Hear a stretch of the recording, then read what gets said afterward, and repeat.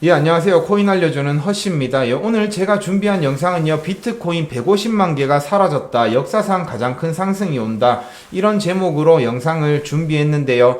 최근에 유튜브에서 불장의 초입이라는 이야기가 또다시 나오기 시작했습니다. 근데 이 초입이라는 단어를 들은 지가 벌써 1년 6개월이 지났는데요. 아직도 불장이 시작 안 됐으면 도대체 진짜 길은 언제 나오는지 투자자들은 많이 답답해 하실 거고, 비트코인 시가총액이 많이 커졌기 때문에 예전 같은 폭발적인 상승은 없을 거라는 이야기들도 많이 나옵니다. 근데 저는 구조를 이해하면 이게 보인다고 생각을 하거든요. 그래서 오늘은 그 구조적인 부분에 대해서 설명을 좀 드릴 겁니다. 자, 최근 이슈들부터 말씀을 좀 드리면 21 캐피털이 이제 합병을 통해서 이제 나스닥에 상장한다, 이런 이야기들이 많이 나오고 있잖아요. 그래서 테더가 지금 4억 5,900만 달러 상당의 비트코인을 추가로 매수를 했다고 합니다. 5월 9일 날요. 그리고 이걸 21 캐피털에다가 넘겨줬다고 합니다. 5월 9일 날 매수를 했고요. 이제 평단가는 95K, 95,000달러 정도에 4,800개를 샀다고 해요. 근데 이 21 캐피털은 41,000개를 가지고 이제 시작을 한다고 이야기를 했거든요. 그러면 아직 한 5,000개 정도 더 매수를 하겠죠. 그 자금은 지금 켄터피츠 제럴드에서 이렇게 후원하고 모금을 해서 5억 8,500만 달러 정도 자금을 보유하고 있으니까 조만간 이것도 비트코인을 매수하는데 사용하겠죠. 자, 그리고 요거 보시면 또 재밌는 게, 최근에 코인베이스에서 5월 9일 날 2025년 가장 많은 비트코인이 하루 만에 유출을 기록했다고 해요. 이 거래소에서 유출이 됐다는 건 팔렸다는 얘기가 아니고요. 이제 기관들이나 이런 뭐 개인들이나 투자자들이 거래소에 있던 걸 개인 지갑, 콜드 월렛 아니면 수탁기관에다가 넘겼다는 이야기인 겁니다. 그러면 이 물량에는 이 9,739개의 물량 중에는 테더의 물량도 포함되어 있을 수 있겠죠. 얘들이 5월 9일에 이제 넘겼으니까, 에스크로 계좌로 지갑으로 넘겼으니까 요 물량도 포함이 됐을 수 있습니다. 자, 보시면은 요렇게 최근에 5월 9일 날, 맞죠? 5월 9일 날 엄청나게 많은 물량이 이제 이동했다, 요렇게 보시면 되고요. 그리고 마이크로 스트래티지 같은 경우에도 지금 5월 5일부터 5월 11일까지 1억 3,400만 달러를 이제 비트코인을 매수해서 13,390개를 더 추가했다고 이야기합니다. 그래서 지금 이제 마이크로 스트래티지가 보유하고 있는 비트코인 개수는 56만 8천 개가 됐습니다. 자, 그리고 어제 CPI 발표가 있었는데요. 예상치를 하회했어요. 근데도 비트코인은 상승하지 못했습니다. 자, 최근에 트럼프가 아니죠. 미국 스코페센트가 중국과 협상을 좀 했어요. 그래서 관세를 많이 인하했는데 나스닥은 엄청나게 폭등을 했습니다. 근데 비트코인은 크게 상승하지 못했고 오히려 하락을 좀 했고요. 그리고 이제 CPI가 예상치를 하회했는데도 어제 나스닥은 좀 올랐어요. 근데 비트코인은 상승하지 못했습니다. 그래서 사람들이 또 답답해하는데 요건 당연한 거예요. 제가 관세 막 이렇게 이야기 나왔을 때 비트코인이 가격을 방어를 잘 해주고 있다고 말씀을 드렸잖아요. 이게 비트코인의 정체성이 확립되는 시기다, 뭐 이렇게 설명을 드렸는데요. 당연한 겁니다. 왜냐, 관세 같은 경우에는 기업들한테는 직접적으로 영향이 있어요. 그래서 주가는 크게 하락할 수 있습니다. 근데 비트코인에는 크게 상관이 없다라는 이야기를 드렸어요. 그러니까 관세 많이 부과돼서 기업들 실적 안 좋아질 거 우려해서 나스닥은 하락했고, 비트코인은 큰 영향이 없으니까 방어를 잘 해줬는데, 관세가 유예됐다고 해서 이때는 또 비트코인이 작용하면 이상하잖아요. 그죠? 그러니까 비트코인 가격에 관세는 크게 연관이 없다, 요렇게 해석을 하시면 될 겁니다. 예전 같은 경우에는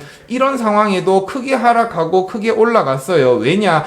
별로 잘 모르는 개인들의 자금이 많았으니까 포모를 일으키는, 그래서 조그만 충격에도 팔고 뭐 조금 호재 나오면 사고, 이런 투자자들이 많았기 때문에 시장이 엄청 크게 영향을 받았고 그걸 이용해서 헤지 펀드들이나 세력들이 그걸 이용했던 거고, 근데 지금은 조금 이제 투자자들이 뭔가 개인 투자자, 신규 투자자들도 많이 빠져나가고 기관들의 유입이 많아졌기 때문에 진짜 이제는 뭔가 비트코인의 정체성을 확립하고 있다, 요렇게 보시면 될 겁니다. 그래서 금 가격도 5월 12일부터 좀 하락을 했어요. 그 전부터 좀 하락을 했죠. 주식시장이 안정화되면서 금 가격은 조금씩 하락을 하고 있었던 겁니다. 비트코인도 마찬가지인 거예요. 왜냐, 이 관세의 영향은 비트코인이나 금보다는 주식에 훨씬 더 자극을 줄 거라고 생각을 하니까 자금들이 주식으로 좀 몰렸다고 보시면 돼요. 이건 되게 자연스러운 상황이라고 해석하시면 될 겁니다. 자, 마이크로 스트래티지가 56만 8천 개의 비트코인을 매수했다고 했어요. 자, 매수한 게 아니라 보유하고 있다고 했고요. 그리고 이제 비트코인 현물 ETF가 승인되고 나서 막 기관들의 자금이 엄청나게 유입될 거다. 그러면 공급은 줄어들고 수요는 증가하니까 비트코인 가격은 폭등할 거다라고 이야기를 하면서 불장의 초입이라는 이야기가 많이 나왔는데요. 이제 비트코인을 보유한 걸 보면요, 지금 ETF로 자산운용사들이 보유하고 있는 거는 110만 6천 개로 엄청 많이 보유하고 있습니다. 이게 2024년 1월 달부터 들어온 거니까요. 1년 조금 넘는 시간 동안 116만 개가 이제 새로운 자산운용사들로 들어간 겁니다. 그리고 보시면 마이크로 스트래티지가 2023년 12월 31일 날 보유하고 있었던 게 18만 9천 개인데요. 지금 56만 8천 개라는 얘기는 마이크로 스트래티지도 2024년 1월부터 지금까지 한 38만 개 정도 매수를 한 거예요. 그래서 이 두 개를 합쳐보면 154만 개의 물량이 들어간 거거든요. 매수세가 나온 겁니다. 근데 이거 외에도 엄청 많은 자금들이 또 비트코인을 샀죠. 근데 그런 것들을 모두 집계할 수가 없으니까 제가 큰 덩어리 두 개, ETF와 마이크로 스트래티지 두 개만 들고 왔어요. 얘들이 매수한 것만 해도 154만 개라는 거예요. 근데 채굴된 물량은요, 2024년도부터 지금까지 채굴된 물량은 27만 개밖에 안 됩니다. 자, 공급은 27만 개인데 수요는 최소 154만 개였다. 얘들 두 명만 해도. 근데 가격은 별로 높지 않았어요. 수요에 비해서 5.5배, 공급에 비해서 수요가 5.5배 높았는데 얘들 두 개만 합쳐도. 그런데 비트코인 가격은 2024년 1월 기준으로 지금 보면 한 2.4배 정도 2.4배 정도밖에 상승을 못했다. 그래서 사람들이 하는 생각은 뭐냐, 유입이 엄청나게 들어왔는데도 비트코인 가격은 별로 못 올라가네. 그러면서 이게 시총이 커져서 그런 거야, 이렇게 생각을 하시는 거예요. 근데 공급 충격은 아직 오지 않았습니다. 공급 쇼크는 아직 오지 않았어요. 자, 요것도 말씀을 드릴게요. 2024년 ETF가 승인되고 나서 막 자금이 들어오고 근데 가격은 크게 상승 안 하고 막 이럴 때 있죠. 횡보할 때. 그때 크립토 퀀트 막 이런 거 보면서 이제 유튜버들이 많은 얘기를 했어요. 거래소 물량이 뭐 엄청나게 줄어들고 있다. 딱 요 타이밍이잖아요. 그죠? 요 타이밍에서 막 거래소 물량이 역대 최저로 내려왔다. 뭐 이런 이야기를 하면서 공급 쇼크가 조만간은 올 거다. 막 이런 이야기를 계속 했거든요. 근데 지금 데이터를 보면 크립토 퀀트에서 알려주는 건 아직도 계속 거래소 물량은 줄어들고 있다. 엄청나게 줄어들어서 지금은 250만 개밖에 없다. 뭐 이런 이야기를 하고 있는데요. 이 데이터는 별로 정확하지 않습니다. 크립토 퀀트랑 글래스노드 이런 데 무료로 제공되는 데이터들을 보면 지금 거래소가 가지고 있는 게 230만 개에서 250만 개밖에 없다. 그래서 이전과 비교하면 100만 개 이상의 물량이 이제 거래소에서 빠져나갔다. 뭐 이런 이야기들을 많이 하는데요. 뭐 엘레멘터스 뭐 이런 데가 있대요. 이런 데서 이건 유료라서 저도 못 봐요. 그래서 여기에 보면 지금 거래소 물량이 한 330만 개 정도 있다고 나옵니다. 그러니까 얘들하고 지금 분석 기관마다 다른 거예요.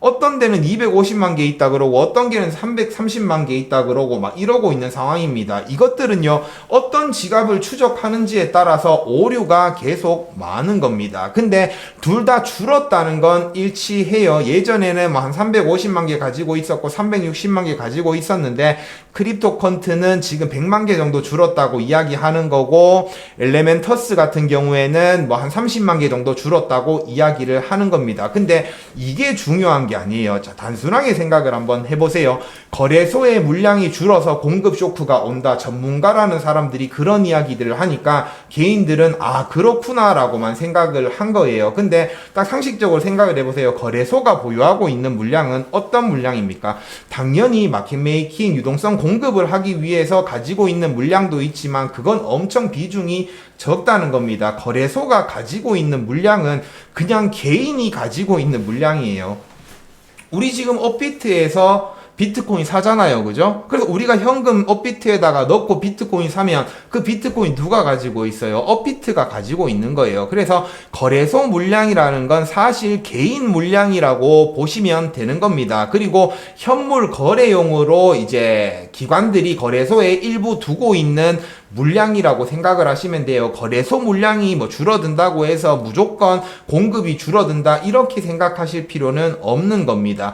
기관들의 물량은 뭐 대부분 거래소에서 사고 나서도 보통 콜드월렛이나 수탁기관으로 이동을 시키는 거예요. 그래서 해석을 어떻게 해야 되냐면 개인 단기 투자자가 많이 줄어들고 장기 보유자가 증가했다. 거래소 물량이 줄어들면 그렇게 해석은 가능하지만 거래소 물량이 줄어들었다고 해서 이걸 그냥 뭐 공급이 줄어들었다 이렇게 해석할 수는 없다는 겁니다. 그래서 작년부터 유튜브에서 거래소 물량 보면서 뭐 줄어들었다 어쩌고 저쩌고 이런 이야기 하면서 기대감을 엄청 심어줬는데 그런 건 아니라고 생각을 하시면 되고요. 그럼 어떤 걸 봐야 되냐?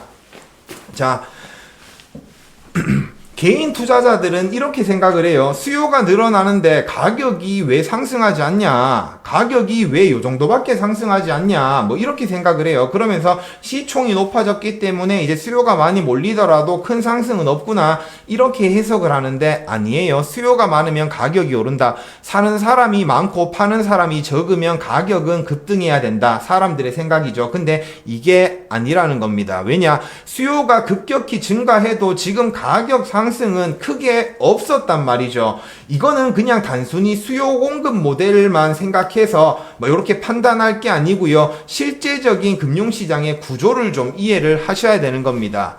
자, 시장에는요, 파는 사람하고 사는 사람만 있는 게 아니에요. 시장의 급격한 가격 변동을 억제하기 위해서 중간에 이걸 조정하는 유동성 공급자들이 존재한다는 거예요. 얘들은요, 양방향으로 호가를 제공하고요. 어떤 기관이 한꺼번에 많은 물량을 매수해야 되면 얘들한테 거래소가 아니라 따로 OTC 거래로 얘들한테 물량을 넘겨주고요. 어떤 기관이 우리가 언제까지 이만큼 물량 살 거야 라고 하면 얘들은 또 모아가지고 그걸 기관들한테 세력들한테 또 넘겨주고요. 이런 식으로 거래를 하는 중간에 쿠션 역할을 하는 애들이 있다라는 겁니다. 근데 이들이 가진 물량이 얼만큼인지는 몰라요. 이 공급량이 지금 150만 개 ETF, 마이크로 스트래티지, 마라홀딩스, 21 캐피탈 뭐 많잖아요. 되게 크게 매수하고 있는 애들이 얘들이 지금 계속 장외 거래로 이렇게 물량을 받아오고 있는데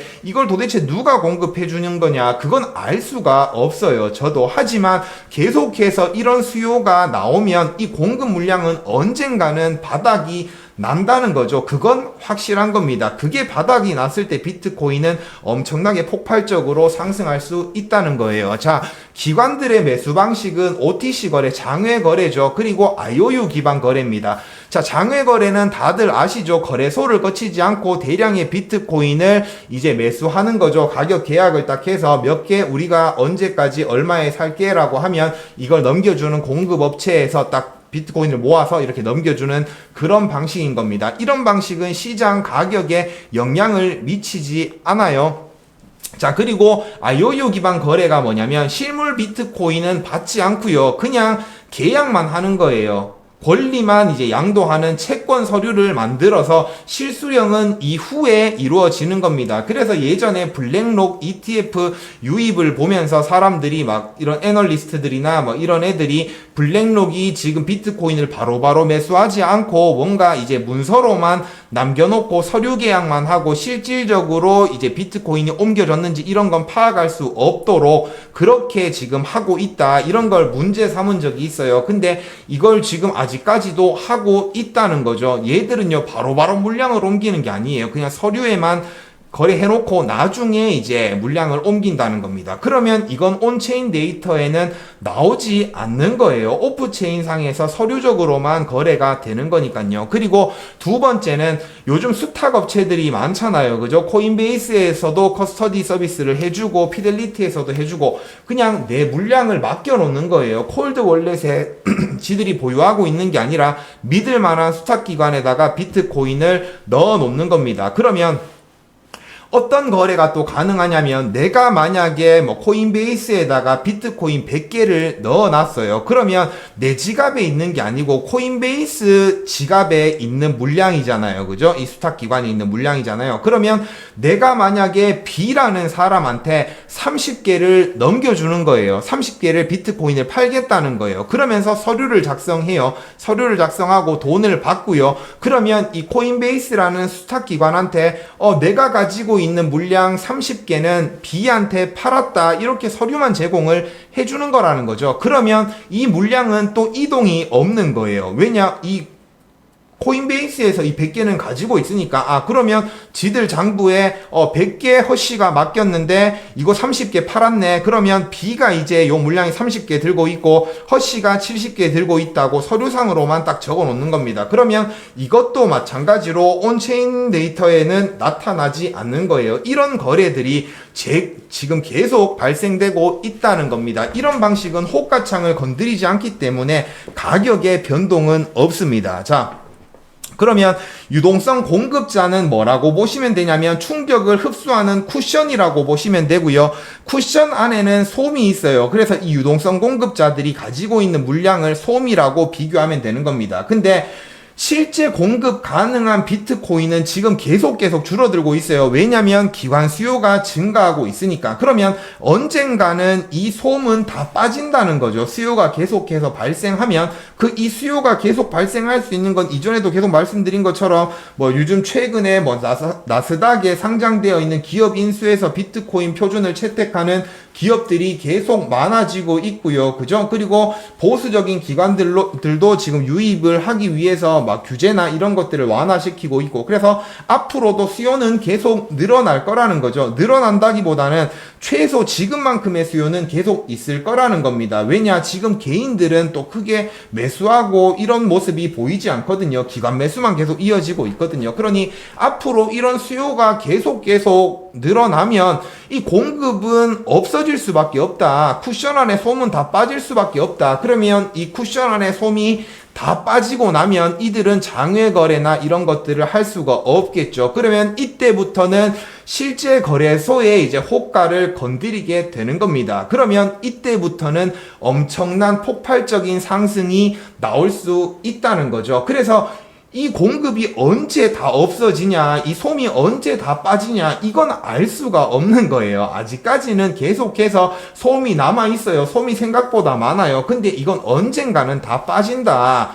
우리는 그때가 언제가 될지 모르기 때문에 제가 사람들한테 단기적으로 뭐 이렇게 매도 하지 마세요. 무조건 보유하고 계세요라고 말씀을 드리는 겁니다. 그래서 제가 비트코인 가격이 좀 위험해도 지금 좀 매도해야 됩니다. 이런 얘기는 절대 안 하잖아요. 그죠? 버티고 있어야 된다. 그리고 가격이 하락했을 때는 추가적으로 뭐 시드가 있으면 매집을 해야 된다. 이렇게 말씀을 드리는 겁니다. 언제가 될지 모르지만 제가 생각할 땐 조만간에 나오지 않을까라고 생각을 합니다. 왜냐? 지금 막 21 캐피털, 마라홀딩스, 게임스탑은 어떻게 될지 모르지만 진짜 막 여러 지금 스트라이브도 그렇고 막 여러 회사에서 지금 계속해서 비트코인 표준 채택해서 전환사채 발행해서 비트코인 모으는 그런 방식을 계속 따라하려고 하잖아요. 지금 몇 주 동안만 도대체 얼만큼 많은 회사들이 그런 비트코인 표준을 채택했냐고요. 그죠? 그래서 앞으로는 계속 이런 수요가 늘어날 거니까 이 솜은 무한정으로 있는 건 아니에요. 언젠간 다 빠질 거다. 우리는 그 타이밍을 기다리고 있는 거고, 그 타이밍이 오면 비트코인은 또 폭발적으로 상승을 할 수 있을 거다. 이렇게 말씀을 드리는 겁니다. 그러니 유튜브에서 나오는 뭐 초입입니다. 뭐 이제 시작됩니다. 뭐 금방 옵니다. 뭐 안전벨트 매세요. 이런 얘기는 들을 필요가 없다. 그들도 언제 올지 모른다. 이런 구조들도 이해를 하지 못하고 있다. 이렇게 생각을 하시면 될 겁니다. 예, 오늘 제가 준비한 영상은 여기까지고요. 다음에 또 좋은 영상으로 찾아뵙도록 하겠습니다. 시청해주셔서 감사합니다.